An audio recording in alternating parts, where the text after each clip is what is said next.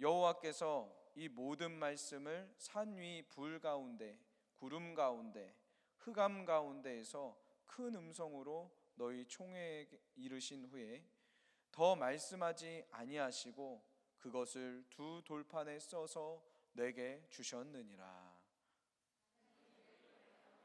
깜깜한 가운데서 나오는 그 소리를 내가 듣고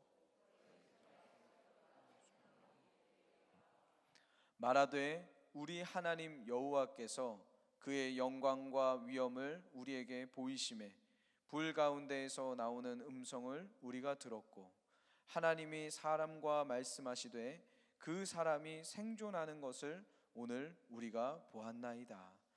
이제 우리가 죽을 까닭이 무엇이니까 이 큰 불이 우리를 삼킬 것이요 만일 우리가 우리 하나님 여호와의 음성을 다시 들으며 죽을 것이다. 육신을 가진 자로서 우리처럼 살아계시는 하나님의 음성이 불 가운데에서 바람을 듣고 생존한 자가 누구니까? 당신은 가까이 나가서 우리 하나님 여호와께서 하시는 말씀을 다 듣고 우리 하나님 여호와께서 당신에게 이르신 것을 다 우리에게 전하소서. 우리가 듣고 행하겠나이다 했느니라. 여호와께서 너희가 내게 말할 때에 너희가 말하는 소리를 들으신지라. 여호와께서 내게 이르시되 이 백성이 내게 말하는 그 말소리를 내가 들은즉 그 말이 다 옳도다. 다만 그들이 항상 이 같은 마음을 품어 나를 경외하며 내 모든 명령을 지켜서 그들과 그 자손이 영원히 복받기를 원하노라. 가서 그들에게 각기 장막으로 돌아가라 이르고 여기 내 곁에 서 있으라. 내가 모든 명령과 규례와 법도를 내게 이르리니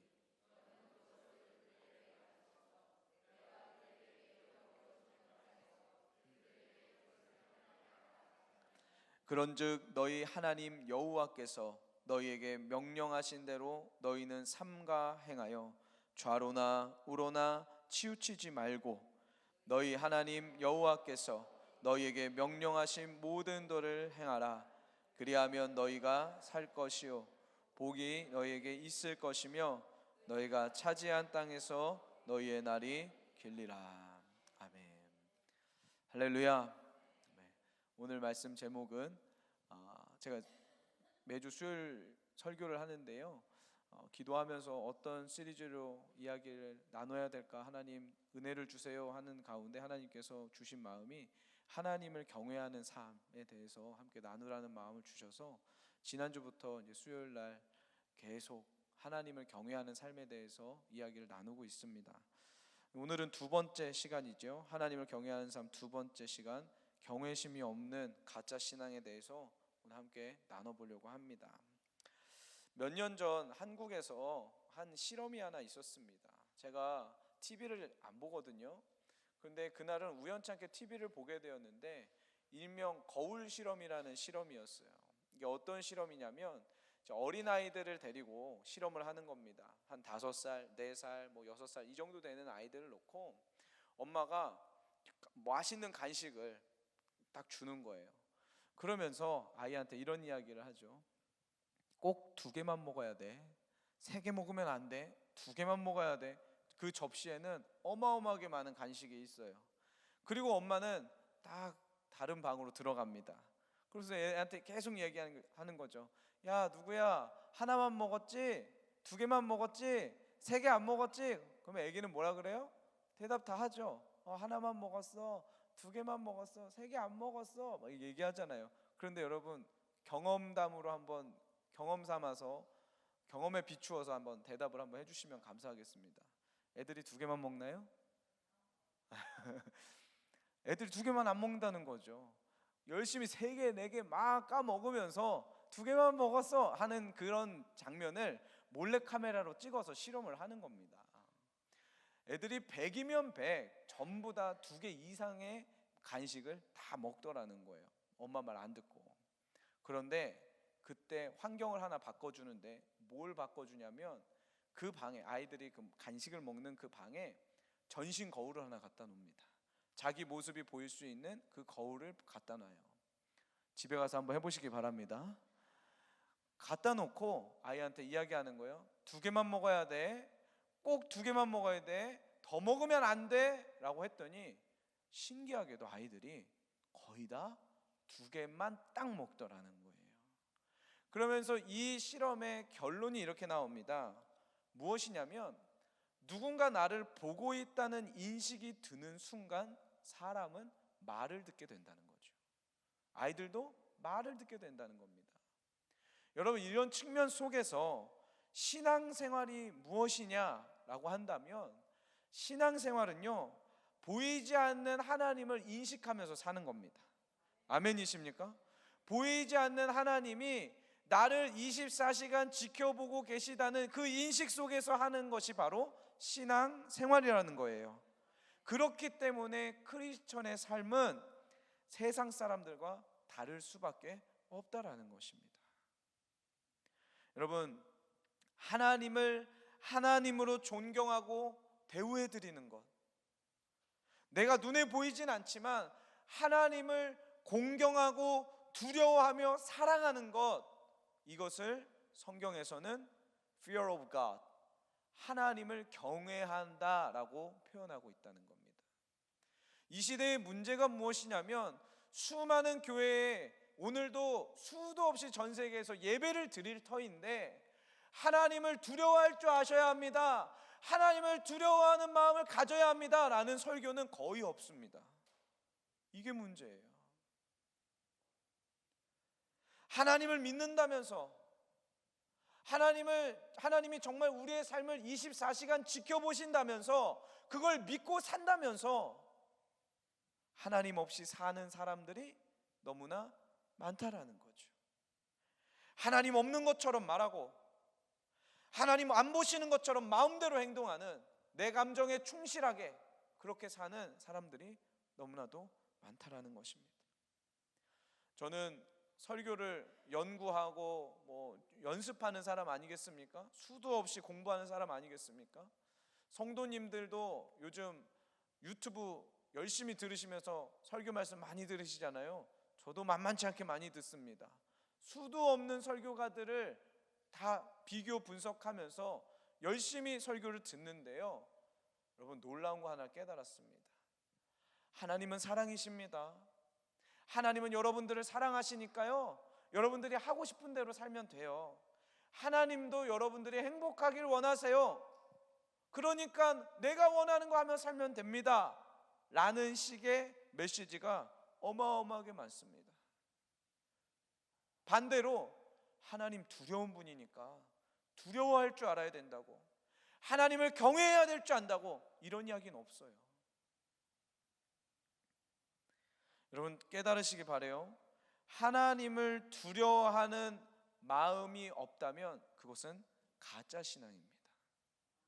아멘이십니까? 가짜 신앙이라는 거예요. 우리 함께 지어져 가는 교회 성도님들은 하나님을 경외하시길 소원합니다. 하나님을 두려워하는 마음 가지시길 소원합니다. 왜 그런 이야기를 하느냐? 제가 신앙생활 하면서 이걸 깨닫게 된 겁니다. 신앙생활 10년, 20년, 30년 하시면 하실수록 문제가 무엇이냐면 하나님을 두려워하질 않아요. 마치 내가 하나님과 친한 사람이니까 막대해도 대한다고 생각하나 봐요. 막 이야기하고, 내가 하나님 보좌를 꽉 붙들고 있으니까 하나님 까불면 죽어, 어떻게 이런 이야기를 할 수 있냐는 거죠. 오늘 본문의 내용이 마치 이렇습니다. 지금 모세가 시내산에 올라갔어요. 하나님과 교제하는 그 가운데 성경에 보면은 엄청난 일이 일어납니다. 구름이 임하고요, 불이 임하고요, 음성이 임하고, 어마어마하게 그 모습이 너무나도 두려웠던 것 같아요. 산 밑에 있던 수백만의 이스라엘 백성들이 그 산 위에서 벌어지는 광경을 보면서 너무너무 두려웠다라고 이야기합니다. 오늘 본문의 신명기 5장의 내용을 이제 출애굽기 20장에도 동일하게 표현을 하고 있거든요. 한번 읽어볼게요. 출애굽기 20장 18절 한번 읽어볼게요. 제가 세번역 성경으로 준비했는데 앞에 화면을 참고하셔서 한번 읽어보시면 되겠습니다. 시작. 온 백성이 전동소리와 번개와 나팔 소리를 듣고 산의 연기를 보았다. 백성은 그것을 보고 두려워 떨며 멀찍이 물러섰다. 아멘. 여기서 나와 있는 두려워 떨며라는 이 단어가 개역 개정판에는 하나님을 경외했다, 경외하는 마음이라고 기록이 되어 있어요. 하나님의 임재하시는 모습을 보고 하나님께서 그 천둥 소리와 번개와 나팔 소리를 들으며 하나님이 그 연기로 그 산을 어우르시는 그 모습을 보고 백성이 무엇을 느꼈냐면 두려운 마음을 느꼈다는 거예요. 무서운 마음을 느꼈다는 겁니다. 그때 모세가 산에서 내려왔고 이 백성들의 지파장들과 장로들이 이 모세에게 가서 이렇게 이야기하는 거예요. 오늘 본문이 쭉 나오는데 그것을 출애굽기 20장 19절 한번 읽어보겠습니다. 간단하게 한 문장으로 만들었어요. 읽어볼게요. 시작. 그들은 모세에게 말하였다.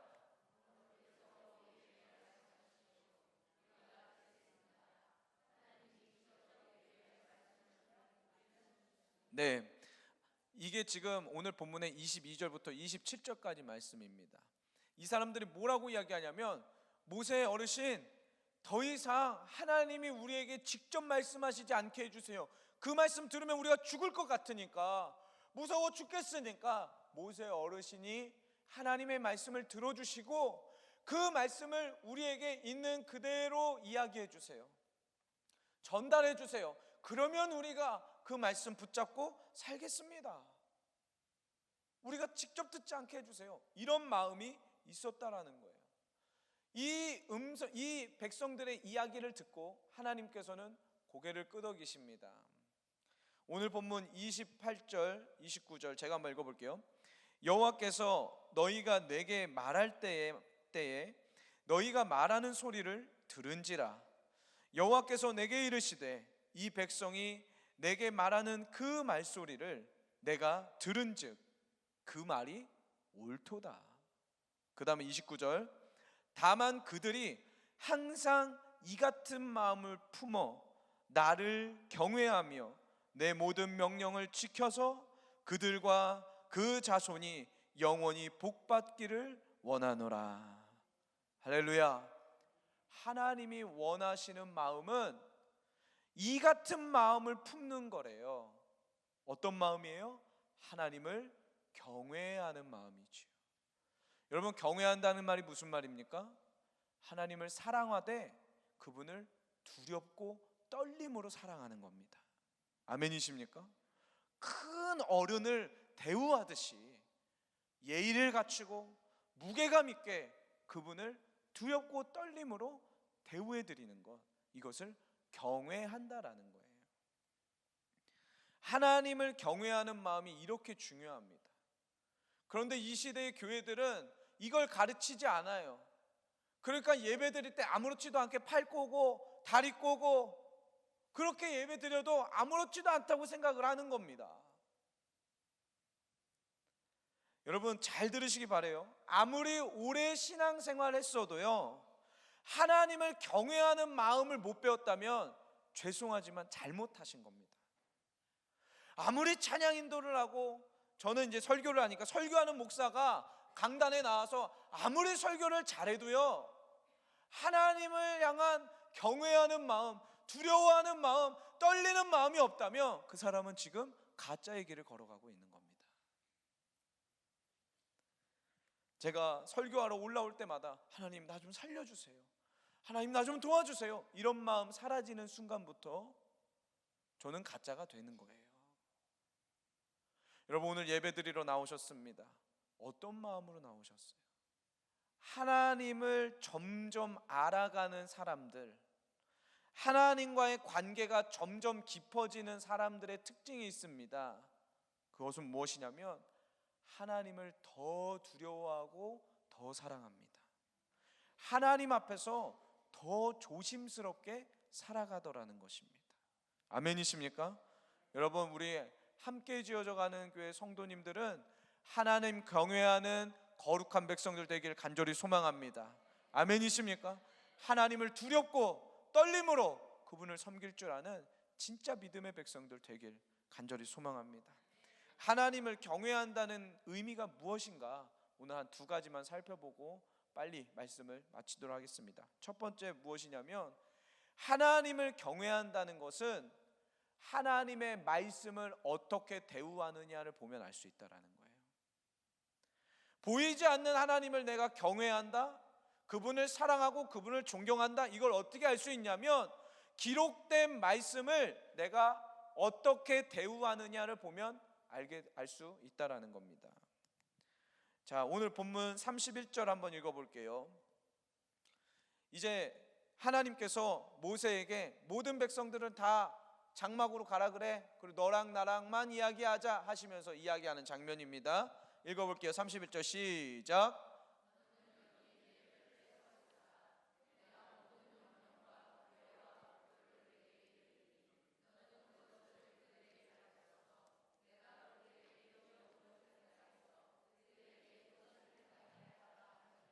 아멘, 아멘.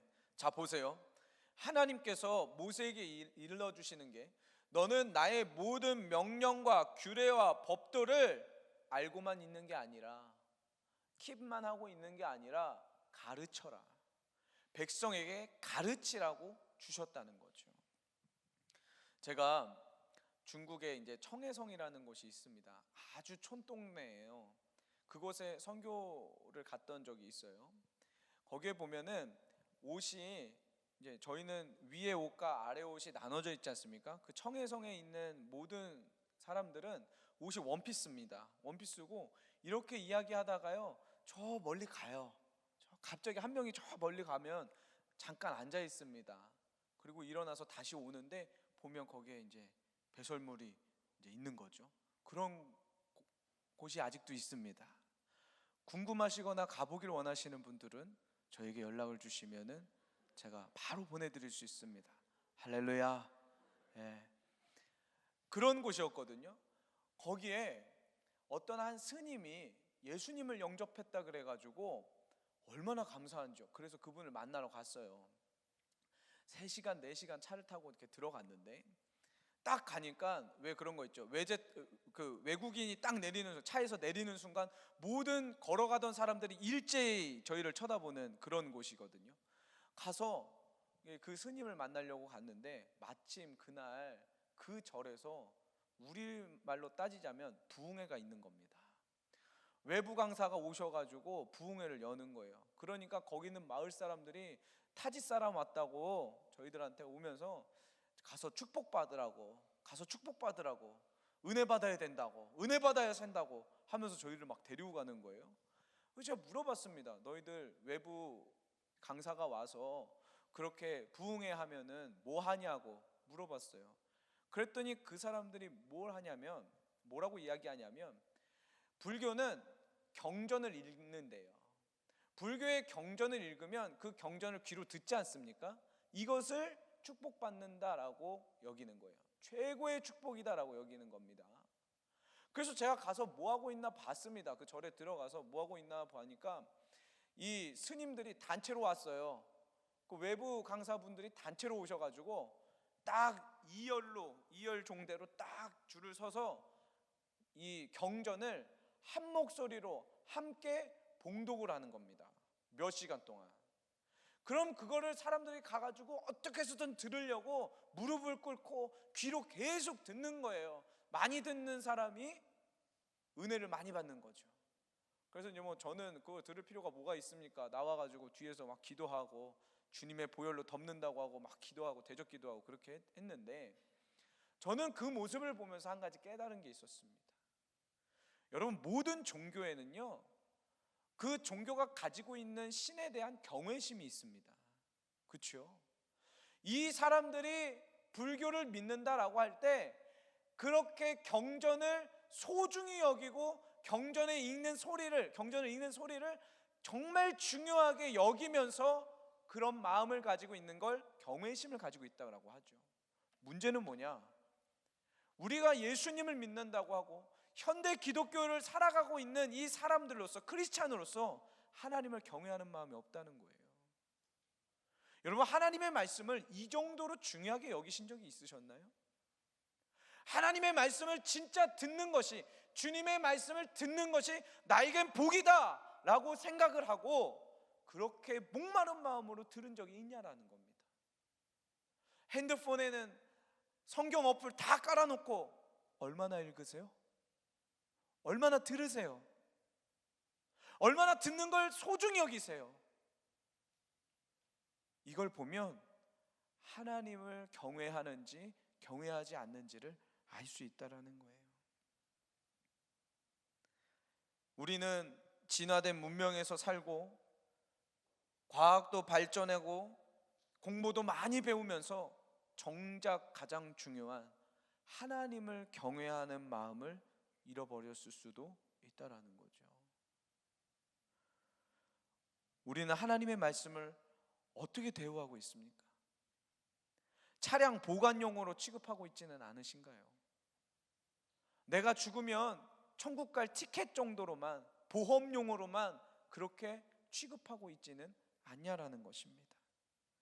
여러분, 하나님의 말씀은요, 하나님의 말씀답게 대우해 드려야 합니다. 아멘이십니까? 남들을 가르치고 행하게 만들어야 된다는 거예요. 느헤미야 시대에 보면 느헤미야가 다 무너진 이스라엘을 다시 재건하면서 이스라엘의 성벽을 만들었습니다. 성벽이 완공되는 그 순간 느헤미야가 했던 게 뭐냐면 학자 에스라를 데려다가 하나님의 말씀을 봉독하게 해요.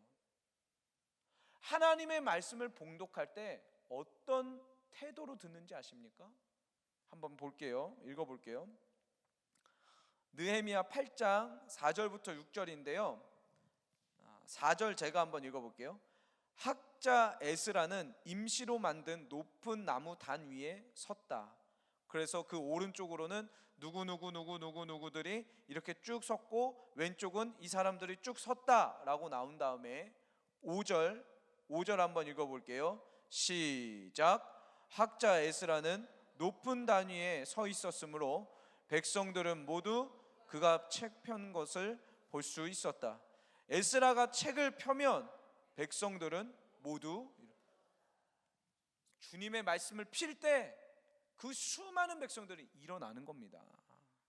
그 다음에 6절 읽어볼게요. 시작.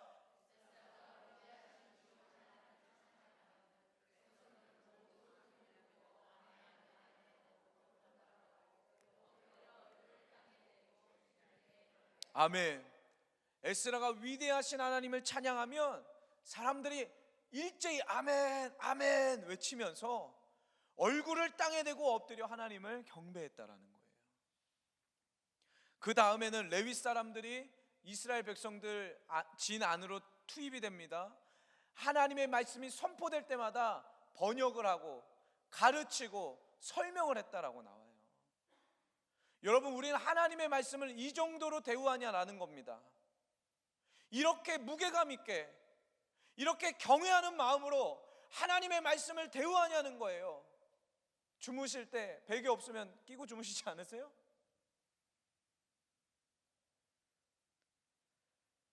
하나님을 경외하는 사람은 하나님의 말씀을 하나님의 말씀으로 대우해 드립니다. 아멘이십니까? 두 번째, 하나님을 경외한다는 것은 무슨 의미냐? 하나님의 말씀에 순종한다는 겁니다. 오늘 본문 32절, 33절 제가 한번 읽어볼게요.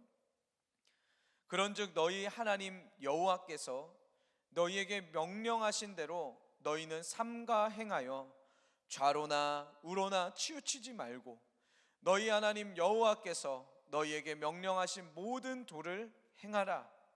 그리하면 너희가 살 것이요 복이 너희에게 있을 것이며 너희가 차지한 땅에서 너희의 날이 길리라.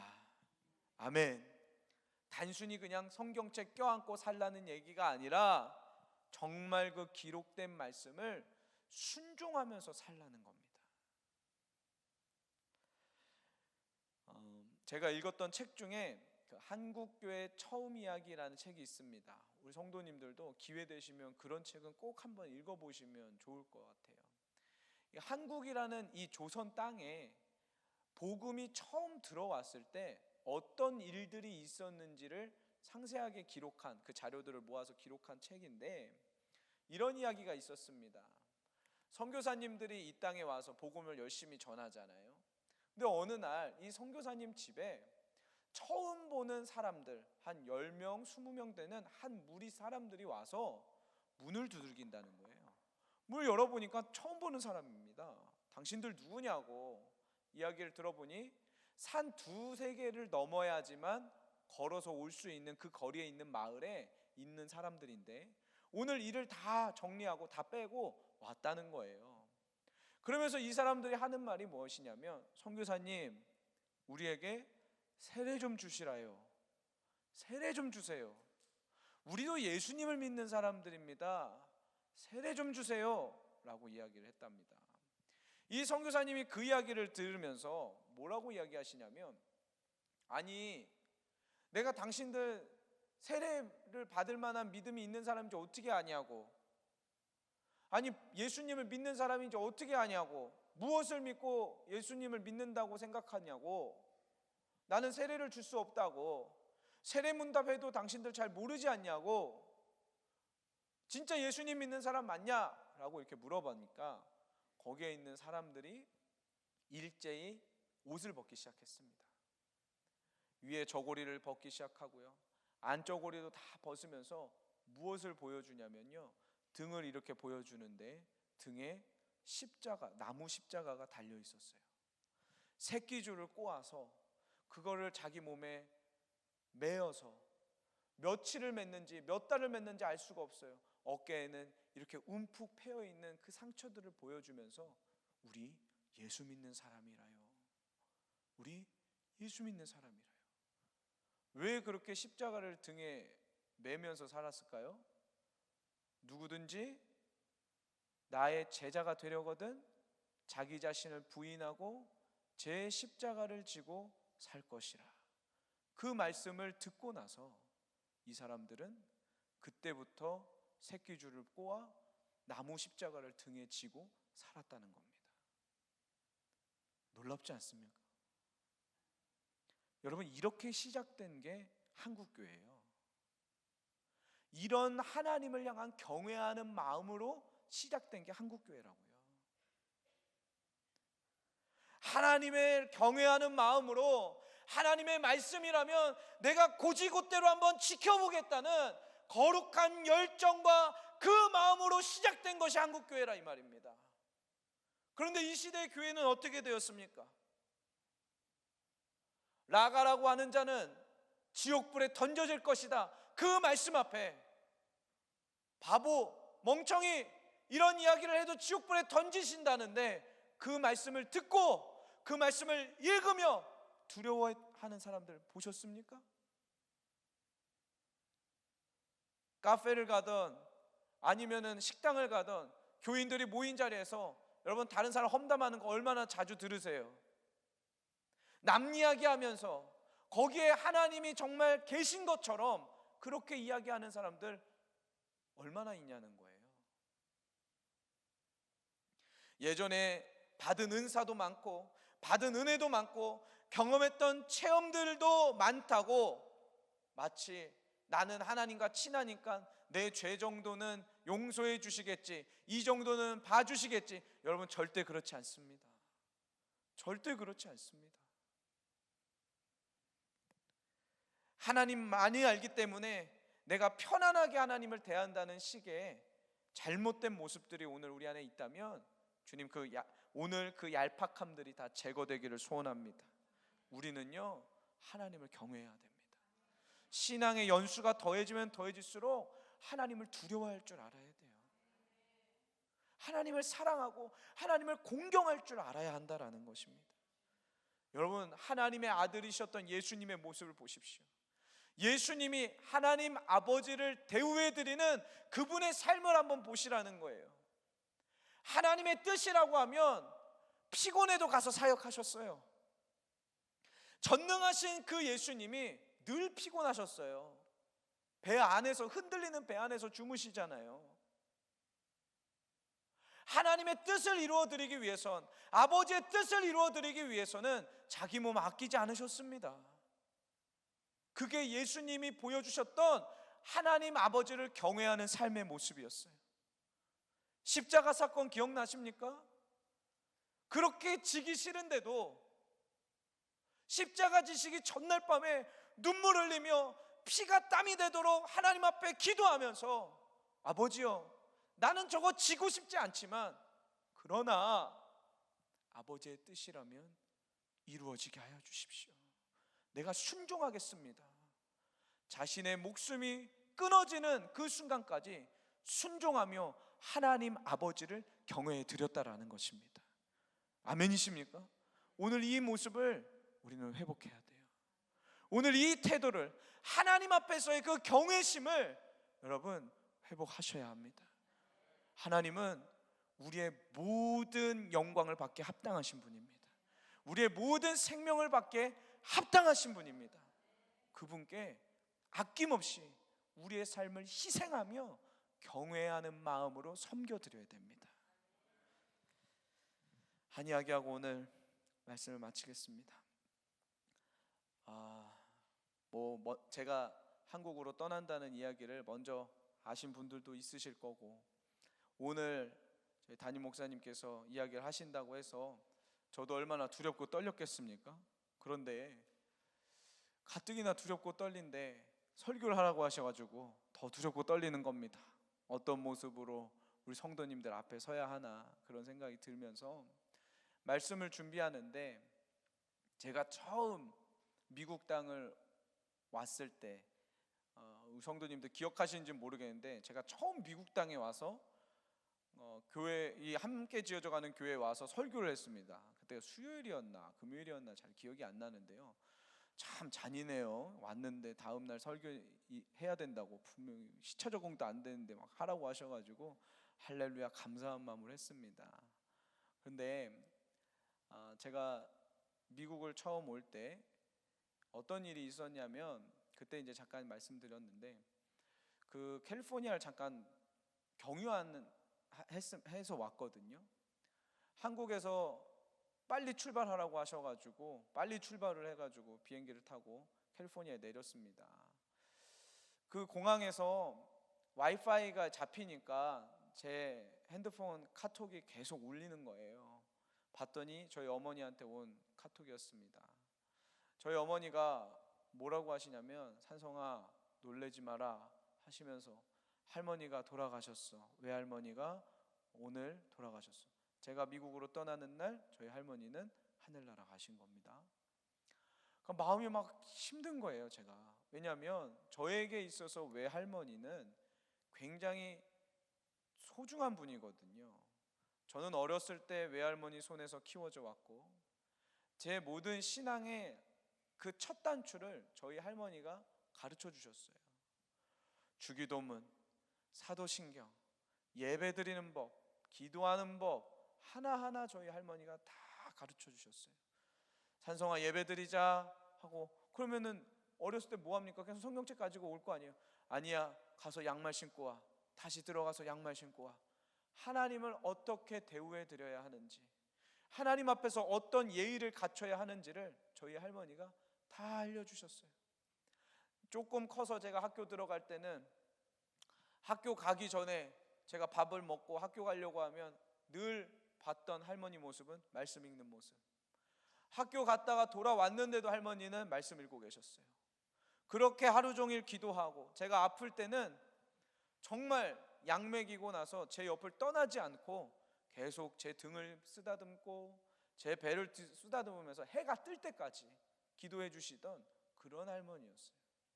그런 할머니가 돌아가셨다고 하니까 제 마음이 어땠겠습니까? 내가 다시 한국으로 돌아가야 되나?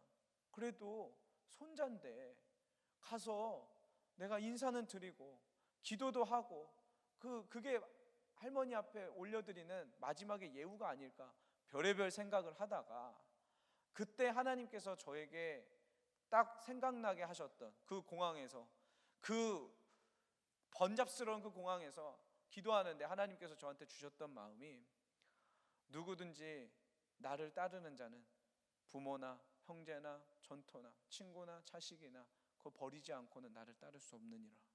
그 말씀 주셔서 네 하나님, 내가 주님을 경외합니다. 내가 주님을 사랑합니다. 그 고백으로 이제 뉴저지를 오게 된 거죠. 왔는데 다음 날 설교시키시고 잔인했습니다. 이게 경외심이라는 거죠. 제가 저의 삶을 아시는 분도 있고 모르시는 분들이 대부분이라고 생각합니다. 월요일부터 주일까지의 삶이 어떤지. 여러분, 이 앞에 서 있는 저의 모습은요, 껍데기예요.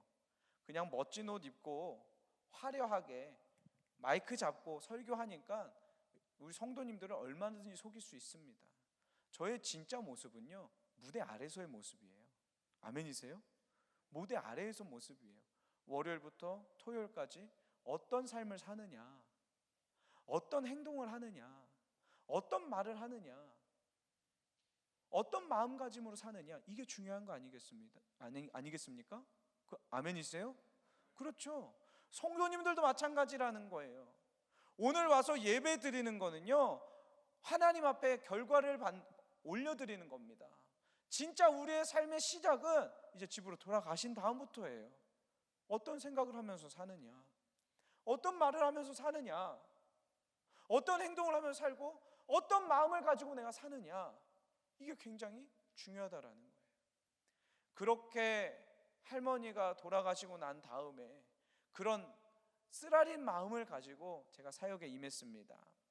처음에는 달라스에 있었고요, 한 1년 정도 있었고, 그 다음에 여기 함께 지어져가는 교회에 오게 되었는데, 어떤 마음이 드냐면요, 제가 소중한 분을 놓고 왔다, 할머니를 희생하고 내가 여기 왔다라는 마음이 드는 순간 어떤 생각이 드냐면, 주님, 시시하게는 살지 않겠습니다. 시시하게 내가 사역하지 않겠습니다. 이런 마음이 들더라고요. 여러분, 하나님을 경외한다면요, 우리 안에 이런 거룩한 열정이 일어나게 된다는 거예요. 경외심이 없는 신앙은 가짜입니다. 하나님을 두려워하지도 않으면서 하나님을 믿는다는 것은요, 말이 안 되는 거예요. 그것은 하나님을 내 이익을 위해 사용하겠다는 것밖에는 안 되는 겁니다. 여러분, 함께 지어져 가는 교회 성도님들, 간절히 부탁드립니다. 우리의 삶 속에 하나님을 정말 경외하는 거룩한 삶이 일어나길 소원합니다. 아멘이십니까? 밥을 먹을 때에도, 남들과 대화할 때에도, 잠들어가는 그 순간 속에서도 하나님을 경외하고 하나님을 하나님으로 모시는 그 삶이 우리 안에서 일어나기를 간절히 소망합니다. 기도하겠습니다.